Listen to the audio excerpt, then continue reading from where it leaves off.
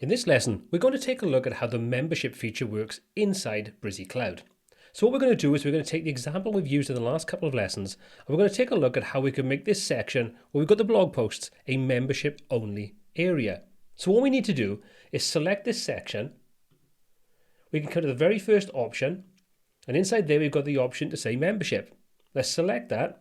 Then all we're going to do is choose the role or roles that we want to allow access to see this particular section. Now we've set one up as a subscriber, so we're going to use that in this example. So let's select this, and we're going to just choose the option for subscriber. You could, if you wanted to, hide this from not logged in users, or just subscribers. Let's select subscriber, and let's go ahead and save our page. Now you'll notice that when we've got any section set up as a membership section, you can see we get a little blue circle in the corner with a little icon to denote this is a membership only section. So what we can do now is we can go ahead and test this. To do that, let's open up a new incognito window. We'll go to our page.